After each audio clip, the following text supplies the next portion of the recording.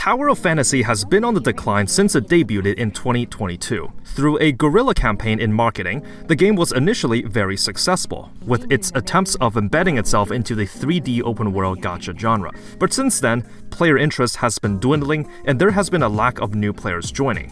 What is happening to the self-proclaimed Genshin Killer?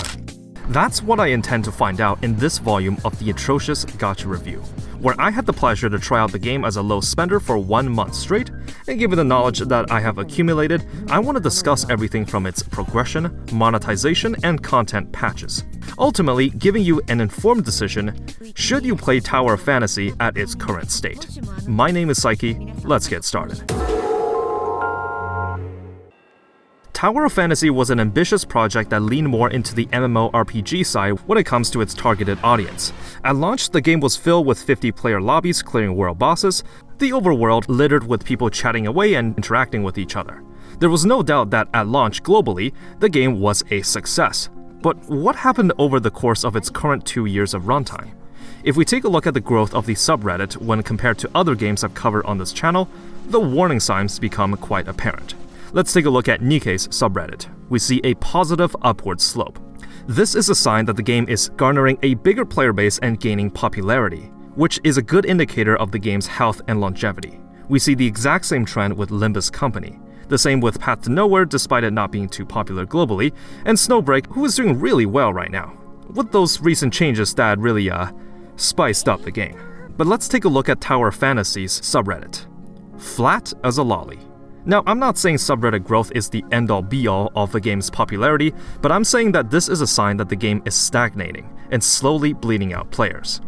Well, as per usual with these reviews, I'll start by digging up some dirt on who the developer is and see their past track record. Tower of Fantasy is developed by Hotta Studio. I believe that's how it's pronounced, but my headcanon is that it's pronounced Hotta, which is a subsidiary of Perfect World, a major Chinese publishing and investment company. This branch of the studio was specifically made for Tower of Fantasy, and is the only game under their authorship on the Google Play and App Store. The game initially launched in China in December of 2021, with the global servers launching the following year's summer in August of 2022. I believe there were some attempts to catch up to the Chinese servers, but ultimately, global is still a few patches behind. Before the game launched, there were quite a number of things people found that led them to believe that Hotta wasn't the most honest development team. There were instances of them copying sprites from other gachas, such as reskinning the Saint Quartz from FGO, or stealing the asset of a sword in a character teaser straight from Honkai Impact, which was then uploaded with the stolen asset removed. There were also allegations of plagiarism of a trailer from an indie Japanese animation, so there's that. But hey, since global players don't seem to care about these issues when they were brought up, I'm sure asset flipping and plagiarism are fine if the game is fun. Who cares about that kind of stuff anyways? Now, copyright laws in China work a bit differently, so they were able to get away with it legally. But obviously, this doesn't look good in the eyes of publicity. If we consider that some of these assets are so easily produced, one would have to wonder why they greenlit it in the first place. So before the game even launched, it was already brewing in a bit of controversy. Not a good look, if you ask me. Now, if there's one thing that Tower of Fantasy players hate, is when people compare it to Genshin. At its fundamental design core, Tower of Fantasy is an MMO. You can physically see other players in the game world.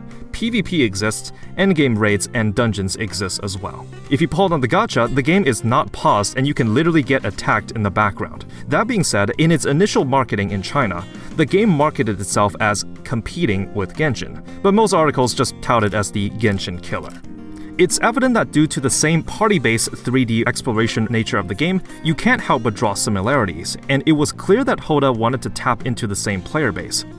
For the record, I actually want there to be competition to Genshin, because 3 years later, no other games comes even close to the amount of polish and quality it has. Anyways, if you're already playing Genshin, taking a look at Tower Fantasy for 20 minutes will immediately have its lesser polished state shine through. It's something a bit harder to capture via footage, but it's pretty noticeable if you actually play it and start handling the controls. Genshin has set the standard sky high, and if you can't meet that requirement, your game is not going to do well. Now, despite all these blemishes, the game launched into a fairly decent reception. There were genuinely a lot of players that wanted to check out the game. Raids were filled with people trying to work together to defeat the bosses, and the financials for the game looked promising. But over time, player interest for the game diminished, even with the game approaching its newest major version 4.0. The game is nowhere near as popular as what it was at launch, and once we start peeling back the layers, we will soon see why that might have been the case. So, let's get started with talking about the premise of Tower of Fantasy. In the distant future of a fictional galactic system, a rogue comet was spotted that contained a foreign but powerful source of energy called omnium.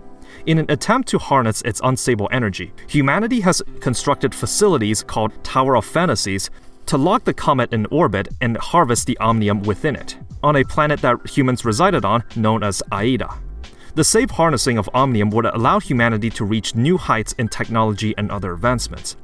All is well until one day, the Tower of Fantasy in the Esperia region had a catastrophic failure, and allowed the unstable energy from omnium to irradiate the whole planet, causing human civilization to change forever, in an event known as the Cataclysm.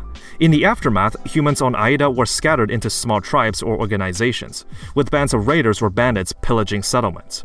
Luckily, the scientific research organization known as Hykros was able to create a device called the Suppressor, which allows for the mitigation of omnium radiation, which when exposed to without, will cause the individual to turn into mutant deviants called aberrants. They are opposed by another major faction known as the Heirs of Aida, who strongly disagrees with the ways that Hykros attempts to meddle in unknown powers that destroy the planet that they resided on, and aims to cease all their operations so that certain unknown technologies are better left off alone. In the game, you play as a member of the Executor Order, a military sub-faction within the Hykros organization. However, during an expedition to Esperia, you are attacked by mutant aberrants, and are forced to split up with your partner to escape. This is where you choose the gender of your playable character and name. But wait a minute, if this is an MMO, then... Oh my god, bro. Okay, so someone out there took Psyche. Oh wait, no, that was me from last year when I first tried this game, but then I lost interest and forgot my password for that account. Okay, that's all good. I'll just go with number 2. Anyways, you managed to escape from the danger, but unfortunately, your suppressor was damaged during the pursuit, and you black out, but not before you're discovered by the heirs of Aida, and they wipe your memory. The Executor wakes up in the Astra Shelter, a small island in the Esperia region. You discover that you were rescued by Zeke and his sister Shirley. You are then greeted by the colorful inhabitants of the shelter and are even given a way to fully customize your character, in which I proceeded to craft my beautiful low-effort creation. You can even import other users' presets that have absolutely no bearing on any other existing intellectual properties. As you begin adapting to combat and attempting to discover who you were, the Astra Shelter suddenly gets attacked by a band of raiders, and amidst the struggle, Shirley's suppressor is destroyed and she begins to be irradiated. Zeke, faced with the terrible choice to put Shirley down before she turns into an aberrant, decides to deal with the heirs of Aida in a desperate attempt to bring Shirley back to normal. This is where the story truly starts. The Executor, now familiar with combat and having access to the Hykros weapon system, sets out to find Zeke and Shirley. The game is approaching its 4.0 update, and it's had over a year and a half to develop new content.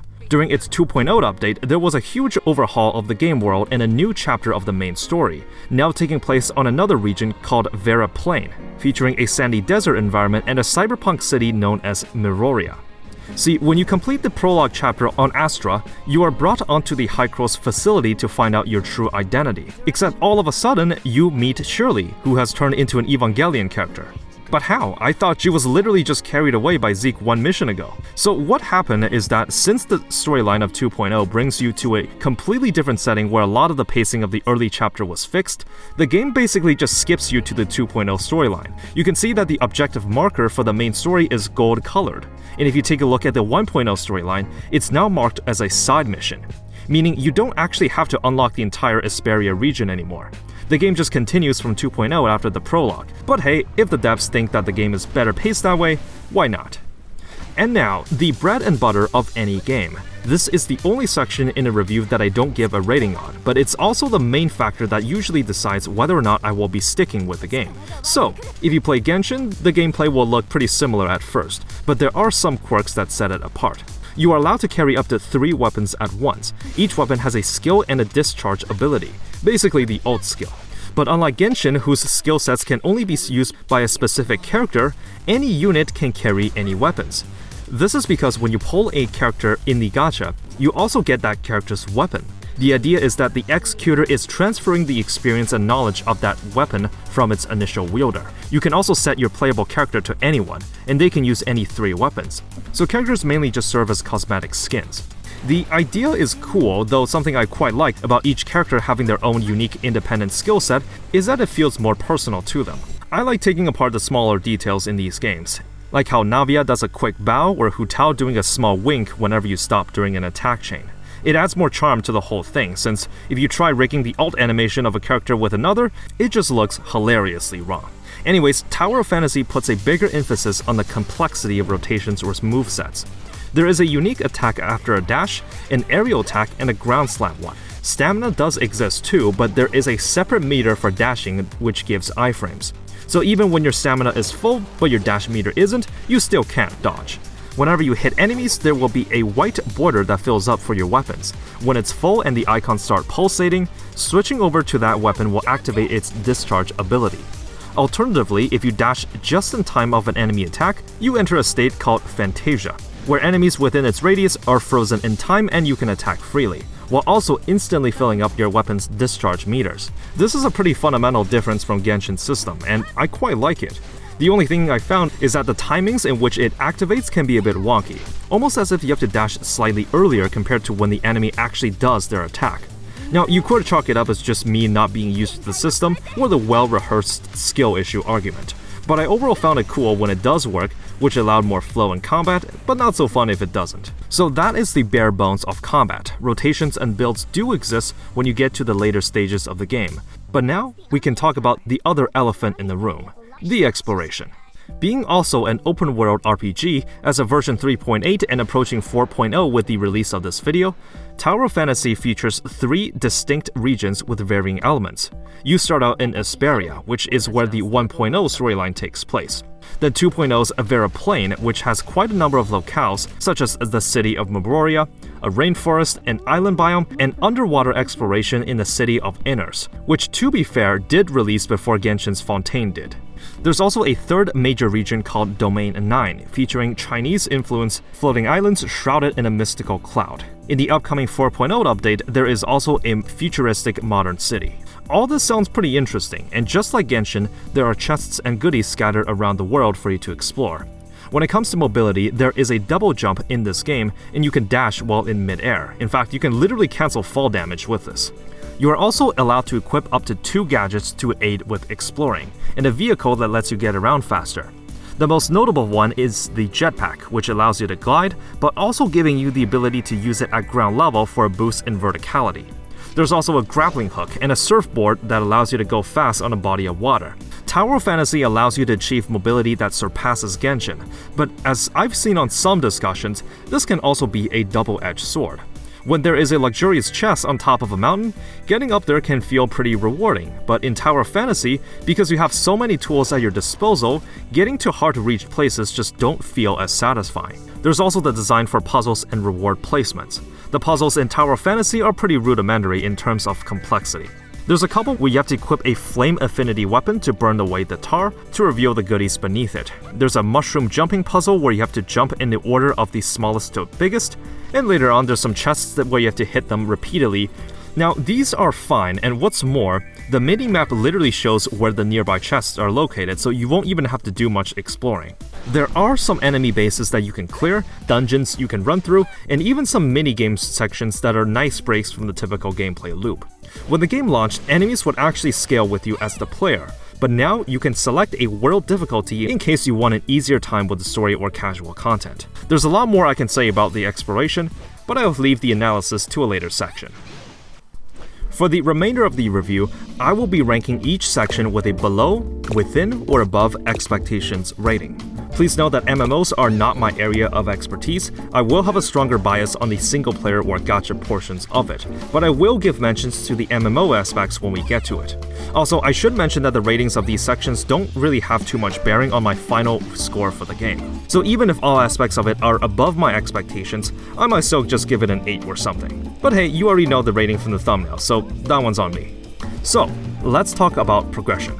Since each playable character is basically just cosmetic skins, you only have to level the 3 weapons you're using. Each weapon is classified by type and element. There is DPS, defense, and support.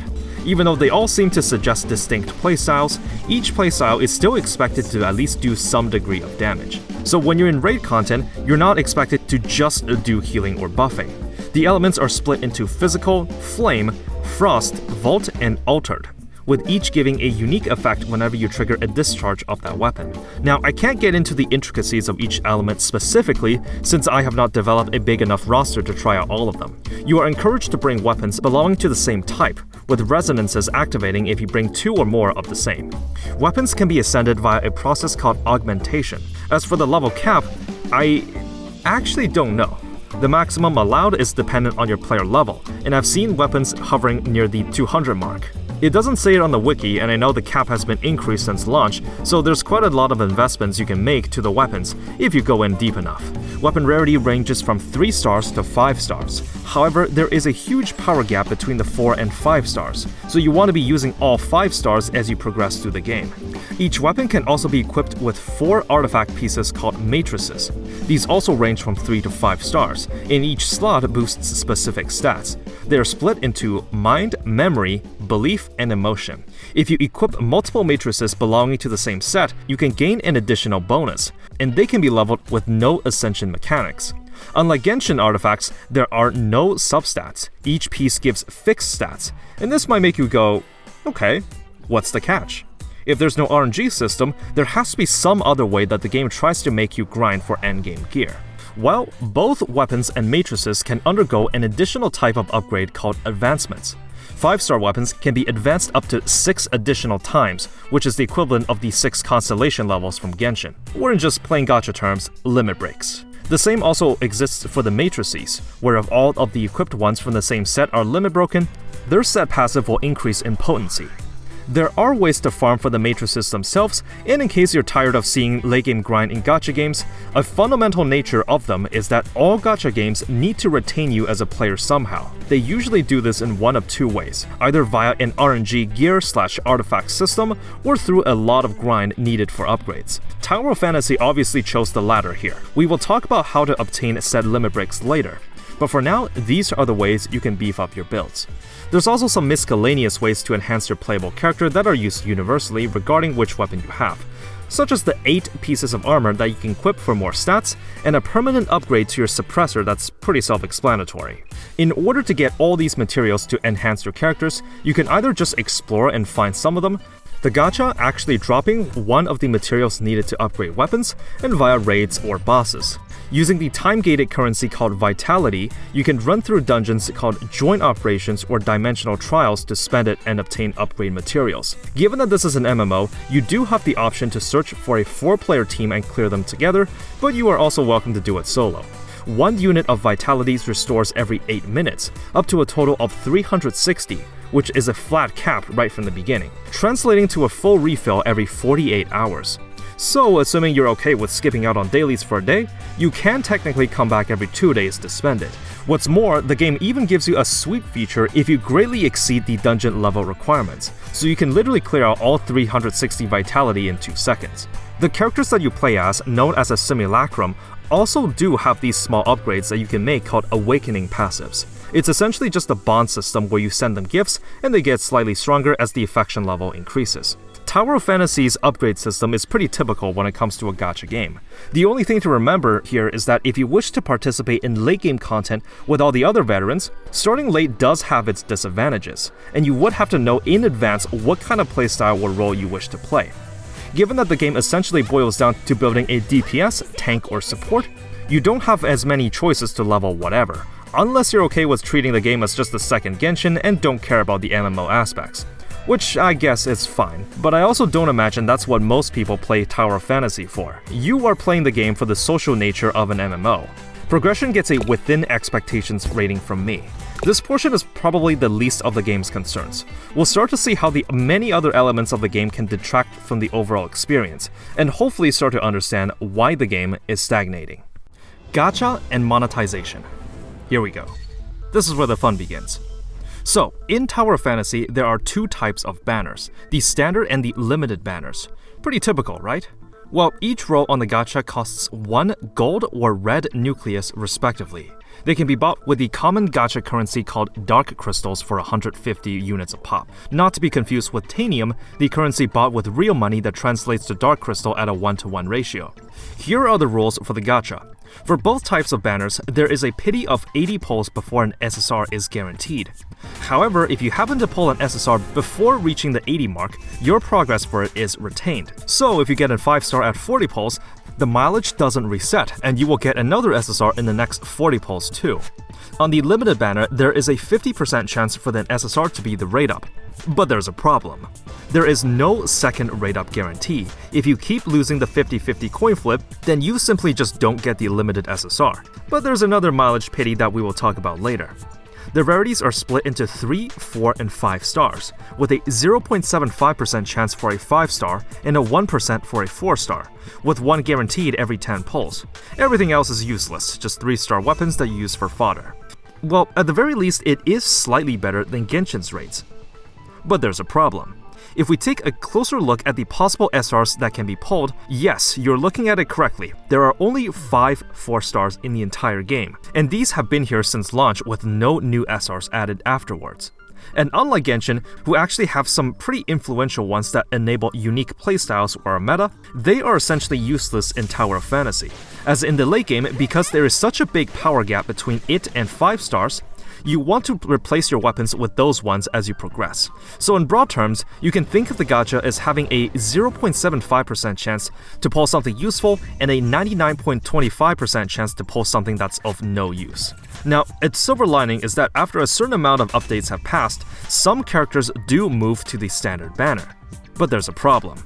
Power creep is very much real in this game. Characters that were released in 1.0 are not as strong as characters in 2.0, who are outclassed by those in 3.0, and will soon be outperformed by characters in 4.0. So even if you get lucky and pull 3 SSRs in the same multi on the standard banner, unfortunately for you, except for waifu or husbando reasons, they will not perform on the same level as the SSRs on the limited banners. Well, that's fine, I guess. Normally, people don't pull on the standard banner anyways, we can just save up for the dark crystals to pull on the limited banners instead. But there's a problem. When you perform tasks and explore the open world, you do get gacha currency, in the form of dark and gold nucleus. In case you're wondering what the dark nuclei do, these are used to pull on a alt version of the standard banner, with gimped rates of a minuscule 0.3% to pull an SSR, and it does not have a pity system. In most other gacha games, you simply get the gacha currency needed to pull on whichever banner you want, like Primo Gems or just gems from Nikkei. Since the majority of rewards you get are directly used to pull on the standard banner, Tower of Fantasy is actually quite stingy in terms of how much red nuclei and dark crystals are given out as freebies. But hey, there is a mileage system where you can just buy gacha characters in the shop with a currency called black gold, which you get 1 of by pulling 1 time on the standard banner each. But there's a problem. You can trade 120 units of black gold for an SSR, but you cannot trade it for one that you don't already own. Now, there is a separate currency called flame gold that is accumulated when you pull on the limited banners instead that can be used to trade for a copy of the on-banner character, even if you don't have them. So in broad terms, if you keep losing the 50% rate up chance, you could argue that the absolute hard pity is at 120 pulls. But there's a problem.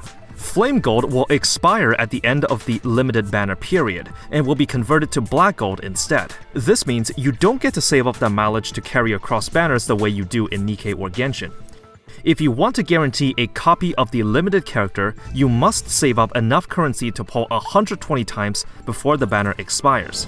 And remember that stingy red nucleus economy? Well, this does complicate some things. But at least since characters and weapons are tied together, there's no separate weapon banner that you have to pull on. But there's a problem. Remember Matrices, the artifact system where you can equip 4 of the same set for a bonus? Yeah, there's a separate gacha banner for it.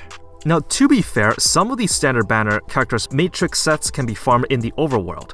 But again, if you're leaning into the meta aspect of the MMO, you would care about a unit performing with their best in slot matrices. In the gacha space, we call these systems give and take.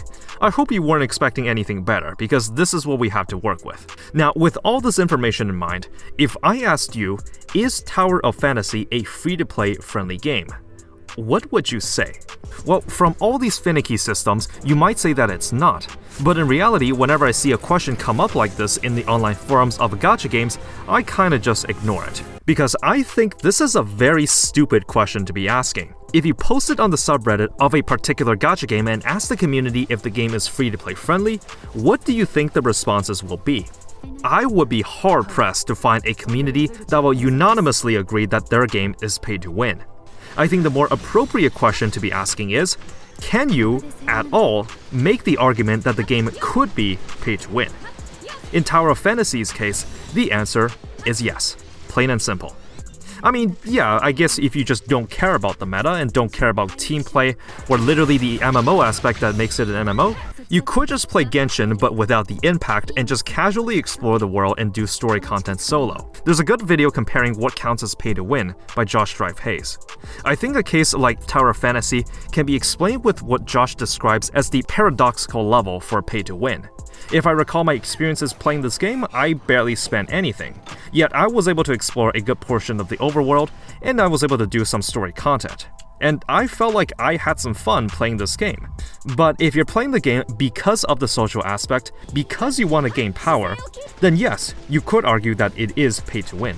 Only if you're very smart from the beginning, know exactly which build you are going for in the long term, save diligently, and get a little lucky, you could potentially, hypothetically, have a way to keep up with the meta by rolling on the key limited units for the current content patch as a free-to-play.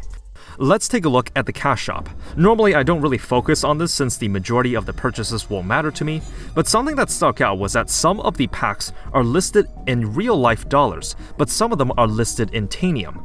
I know that you can only get Tanium by spending real money, and this choice to list the two types of currency interchangeably, in my opinion, is just to confuse the player and obfuscate what the actual cost of the item actually is. I see some people saying that this game is more generous than Genshin. I disagree. When you start a gacha game, especially when a particular character caught your eye and you want them, sure, you might score some standard SSRs for free, but you don't care about those. A while back, Tower of Fantasy did a collab with Evangelion. If you started the game because of the collab, you don't want some random schmuck from the standard pool, you want Rei, you want Asuka, specifically. So because of the power creep, I personally don't believe that the generous amount of gold nucleus actually amounts to much, due to the fact that older units will objectively perform worse than the new ones.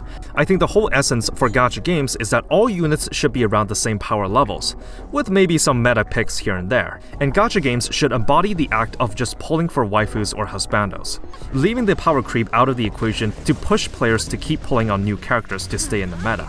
Gacha monetization gets a below expectations rating from me.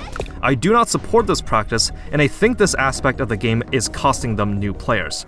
When they see that they have to play a major game of catch-up in order to compete in the current meta, it's gonna be a big blow and possibly lead to a quit moment. So, it's time to judge the presentation of the game. I'm talking about the aesthetics, the sound designs, the visuals, the animations, and the technicalities, and so on. First off, let's get something out of the way first. The UI. There is simply too much of it. If you click on any of the tabs on the top right corner, this will open the floodgate to so many menus that it feels like a deliberate attempt to keep you from actually getting to where you want to go. And I'm not even including the menus in the pause screen. You really have to see it for yourself, but this entire UI is a huge demerit on the game. Getting to see your daily missions or finding the help task shouldn't be this difficult. It also sometimes lies to you. Like when there's a red dot above one of the icons, except if you click on it, there is no reward for you to claim. Whenever you claim the Battle Pass rewards, the game immediately gives you a pop-up to buy the premium one. It's truly bizarre just how much more complicated and made to navigating to the menu you want, and I can easily see this as being too confusing for new players, which again is a quit moment. Let's talk about the animations and the quality of the story. If you play Genshin but not Tower of Fantasy, the attack animations can seem a bit clunky and rough to you. While I'm inclined to agree, it actually does set itself apart, and there are some people out there that genuinely prefer the way you build playstyles or the general gameplay loop. Since Tower Fantasy has had 2 years to cook in the oven at this point, you can see their environmental and story designs are getting better and better. If we go back to the 1.0 content, whenever a character finishes speaking, they just kinda snap back to their idle pose, which looks pretty jarring to be honest, but this is fixed with 2.0 plus content.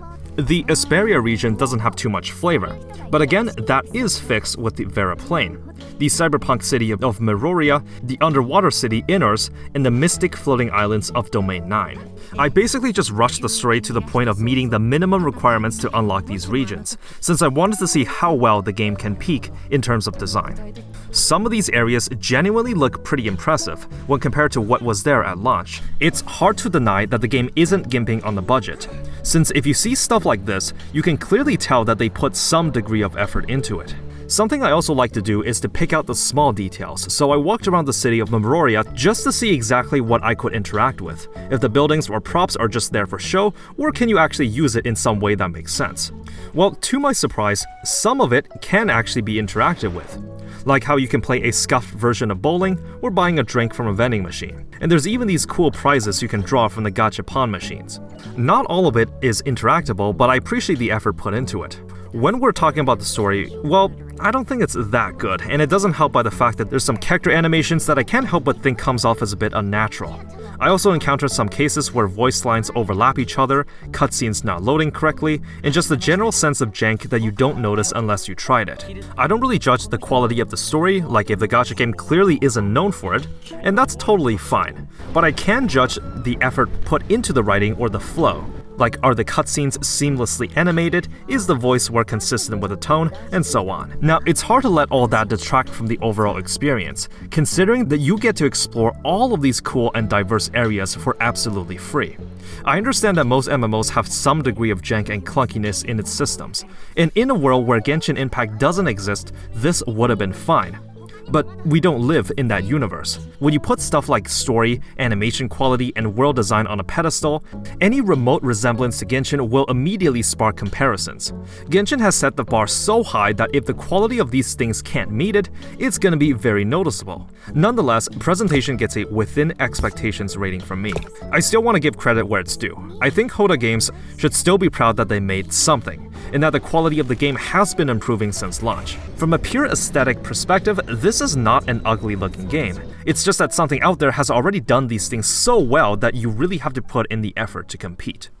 For the late game content section, unlike previous reviews, I'm actually not going to give a rating. This is because the majority of the content encompasses MMO aspects that I just don't have the domain knowledge for, and I don't care to know too much about it, to be honest. I'll give an overview of what you can expect and my personal opinion on it, but I won't give a direct rating. So, the majority of what late game content contains are raids and weekly bosses. If you go to the questing tab of the game, you can first, well, do your dailies, which actually takes like no time to complete, and you can select the region that you want to do them in. There are activities that cost vitality, which is again just the time-gated resource, and you can either clear these dungeons solo or find a team. Though since this game is stagnating in player base, you may have some trouble with matchmaking. There's also PvP arenas, a level-based challenge mode, and weekly boss raids where a small team can join up and fight it together. Now, some of these can be pretty challenging, so if you can't do it as a free-to-play, I guess you can get carried by other players, though you will have to be okay with being compared to others' performances, and contemplate on how much contribution you're actually bringing onto the team. When the game first launched, these lobbies were flourishing in player counts. If you were playing it for the MMO aspect, you would have loved this period of the game. It's a sense of community that you just don't get anywhere else from any other genre of games. But playing it today, don't expect to get this level of engagement. If you're okay with staying as a free-to-play or low spender and come to terms that you will likely never be able to compete with what's already in the meta and contributing very little in these raid modes, then, late game content and Tower Fantasy probably won't bother you. But again, because of the power creep, because of the social aspect of the game, if performing well in a team matters to you, then you are gonna have to shell out some dollars or know exactly what you're doing. But overall, I can definitely say that there is a bigger emphasis on late game content than Genshin. So if you're someone that enjoys PvP or co-op content, I'm sure you'll find these modes a lot of fun. As always, I dedicate a full section talking about FOMO or fear of missing out elements. How does Tower of Fantasy mitigate this for newcomers that may have missed past content? And are there ways to revisit them? Well, if we take a look at any sort of story content, any main story stuff are permanent, and if there are any event stories, they are usually added to the Simulacrum story section. For example, the Evangelion event from a couple weeks ago has already ended, so you can't get Asuka or Rei anymore. But the entire event story is actually still viewable. As for the majority of events, they mainly consist of gameplay only. There is another feature I found, and that is the gacha skins. Yes, this game also does that. You can roll on it using Dark Crystals or Tanium, though there's a big discount if you use Tanium. So since it translates to Dark Crystals at a 1-to-1 ratio, it's more efficient if you pay for it with real money. So given that the drop rate is so low and you'll likely get it in the very last draw, it will cost you around, $60 to get it. But fortunately for you, these gacha skins do get rerun. There's also free skins from events, and while I can't find a concrete answer for this, some of them do get added to the general shop for you to buy. I'll talk about the events themselves a bit later, but it's at least good to hear that Hotta doesn't seem to be allergic to have content present permanently, unlike a certain other game out there. FOMO gets a within expectations rating from me, simply because there aren't a lot of content, especially event stories that are locked behind a time gate. Lastly, we talk about the variety of content as well as its frequency. How often can players expect new content, and how much diversity is there? Well, content updates seem to be the normal 5 to 6 weeks period for the wait time between patches. Pretty standard so far. Now, I chose the worst possible time to be attempting to gather event footage, but I'll go through what the game has had in the past to get an idea. Sprinkled throughout the patches were new areas for you to explore, and in the majority of the events, they can range from treasure hunts, party minigames, login bonuses, exploration, and PvP. Yes, amongst all the variety I've found, PvP events have existed in the past. Now, my stance on PvP is that you can put it in the game, but it shouldn't be intrusive on the overall experience, or lock a significant amount of content behind it. Well, with this in mind, the PvP event had you pitted against other players, and you get more or less event currency depending on if you won or lost. As you might imagine, this was not very popular among the casual players, which represents the majority of the player base. When we talk about gacha games, PvP is usually whale territory. Being encouraged to partake in the event where you just become some whale's test subject just isn't very fun. As for the other events, the general reception can be a bit hit or miss. To clarify, since Tower Fantasy has MMO elements, most or all events will require some form of interaction with other players, such as when there's a prop hunt minigame. These events will require you to match with other players, and most of the rewards are going to be time-gated, in order to prevent players from just grinding out the rewards on day one and having lobbies being more empty as time goes on. Genshin doesn't have to worry about this since the player base is so huge. This is not to mention that some of these events can be a bit grindy, taking upwards of 3 to 5 hours to complete everything while having a simplistic gameplay loop. I understand that some players enjoy these events and will retort with the usual, "well, I had fun" argument. But if players didn't find it fun, they will literally just AFK in some of these events to get the rewards. At that point, it really makes you wonder, this sure is some engaging gameplay. So, let's take a look at Genshin's events then. While it does still irks me to this day that there's no skip button, the events are relatively easy and quick to do. The only troublesome part is me clicking through the dialogue since sometimes I just don't care about the story. Overall, I'll still give a within expectations for this section. I think the update frequency is standard enough that you won't go too long without new stuff. The gameplay within the events themselves, well, can be a bit mixed. But obviously some players might still enjoy them. And if you don't, well, I would just mirror what I saw in some of the forums. Just AFK, bro. It's time for the home stretch. What are my overall thoughts on Tower of Fantasy in 2024? Well, what I can say is that the game still does occupy a unique place in the genre, simply because there's no other anime-style gacha game with MMO elements. Despite this, however, the main findings that I have gathered is that Tower of Fantasy is not a bad game, from its progression, gacha, presentation, and events. You can see that there are some good ideas sprinkled here and there. The game world is vast and filled with rewards. When I started playing, listening to the calm background music while equipping my jetpack genuinely made me want to take my time and crack open every corner of Aida. The locales of the different areas felt unique and stylized. It's easy to jump on the hate wagon that the game is trash, but I don't think so.